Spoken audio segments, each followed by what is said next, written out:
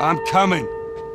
More than 2 years ago, when we were finishing Last of Us Part 2, and we were working on those flashbacks within that scene for the first game, we got excited with the idea of like, oh man, what if we made The Last of Us Part 1 to look as good, if not better, than what we have done with Last of Us Part 2, which we really pushed the boundaries of like what we could do from gameplay and a graphical standpoint, and felt like if we do that, we could actually come even closer to our original vision of what the first game would have been had we not been constrained by technology.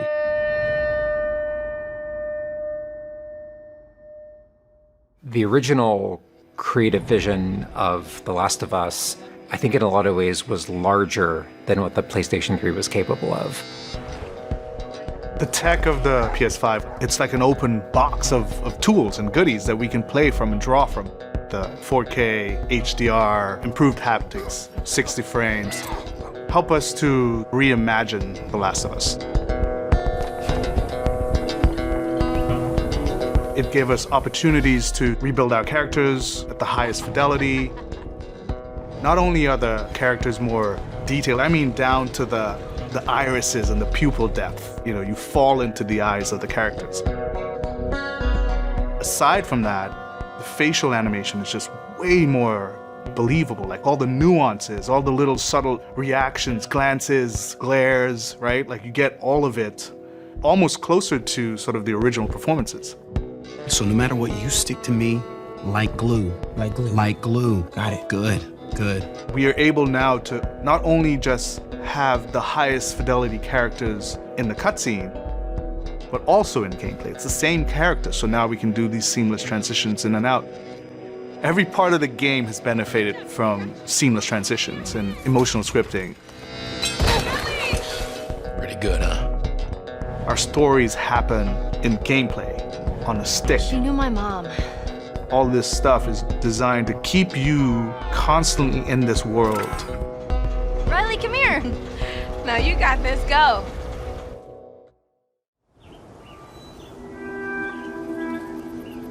One of the things that the PlayStation 5 is really enabling is that we're able to have a density of physics objects in a scene that we could never do before. Like, this has always been the dream, is to have this number of bumpables, chippables, breakables, destructible objects in a scene. It just makes the world feel rich, makes it feel lived in. Materials can have the properties that you'd expect. The turret truck in Pittsburgh, when it's firing at you and it's just ripping apart the concrete and sending objects flying left and right. Seeing things break, like there's fear, there's a real fear that it invokes. And it's giving us a much more dynamic range of gameplay to play with. Surround him! Our AI tech has just increased incredibly. What we were building the basis off of was The Last of Us Part 2's AI. And it has sophisticated systems for things like the fundamental knowledge model of how these NPCs perceive and understand what the player is much more sophisticated.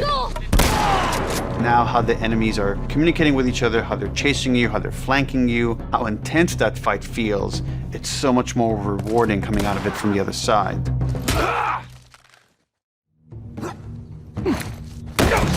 Get out! One of the other big AI improvements is the buddies. The buddies technology that we developed for The Last of Us Part 2 has this very sophisticated understanding of like, okay, this is where the enemies can see their exposure. We not only have exposure, we have future exposure. So buddies can know, okay, that enemy is walking forward and they're about to round this corner. So in 3 seconds, that corner is going to be exposed. So I'd better move now to avoid this enemy seeing me. This really lets the buddies make very complex decisions and maintain that feeling of stealth much more believably. Another big enhancement to the gameplay is that we have this technology called motion matching. Motion matching is this technology that's basically using logic that tries to match the desired movement to a bucket of hundreds of animations. A mocapped actor has gone in and run this whole gauntlet of movements to get a really full set of all the different ways a person can move. And then it's basically every frame trying to find the best matching animation that fits the path of where the character is going to go. And this motion model just gives this really seamless sense of transition. The player's movement is just a lot cleaner. It's this really smooth, organic movement through the space.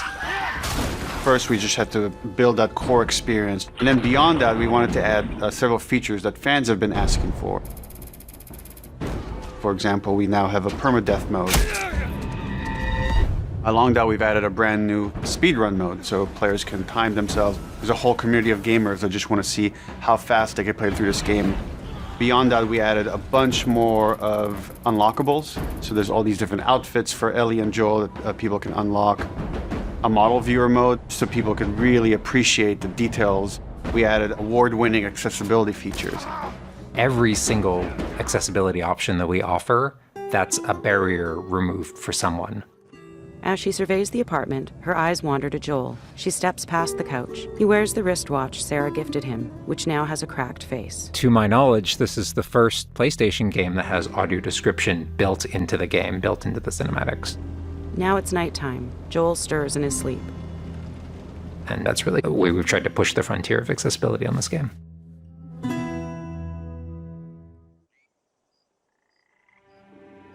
So much of the identity of The Last of Us is the world. We revamped completely the art direction. You know, everything from these expansive vistas that not only are they beautiful, but you feel the environments. You feel the environments in a much more visceral way. The rooftops overlooking the Capitol building, for example, like just the breath of fresh air when you go up there and you feel that sort of release in tension. And then, you know, to juxtapose that down in the tunnels in Wilds, and you get that dank, flooded tunnel feel, that humidity, you can actually feel it. All these environments are just completely reimagined. Now we got our engine on the PS5, those haptics, the 3D audio, the fast loading. It really creates a much more immersive, and because of that, much more emotional experience. One of the things I absolutely love with the 3D audio in The Last of Us Part 1 is being able to hear an enemy before they sneak up on you. And trying to do a stalker fight with the 3D audio is just so much fun. You're hearing them skitter around in a different room, and you're hearing them trying to get it behind you.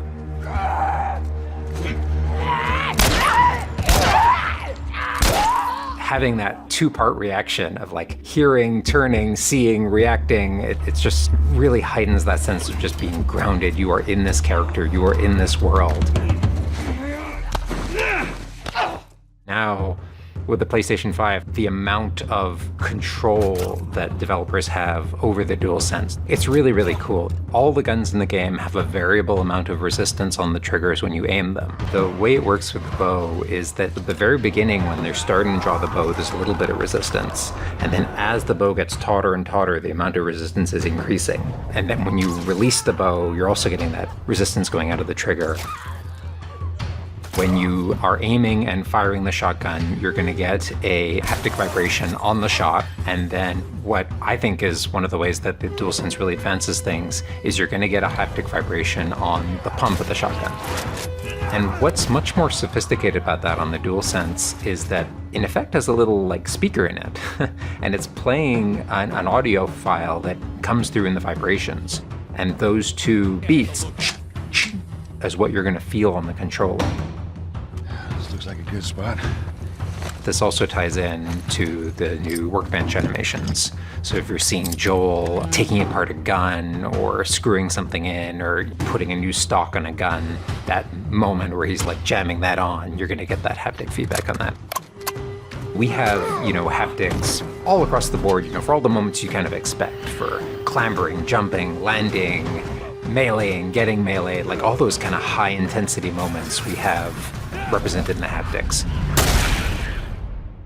What I personally absolutely adore is the way we can enhance the really quiet, subtle moments of gameplay. So it's like when Joel goes in to pet the giraffe, getting that little light touch on the haptics as he's petting the giraffe. To me, that's the essence of The Last of Us. It's the high tension moments, it's the low tension moments, it's all of it feeling grounded. You're feeling immersed in this world. It's all about bringing you along with that story in as many ways as we can. And that's what the new technology on the PlayStation 5 is allowing.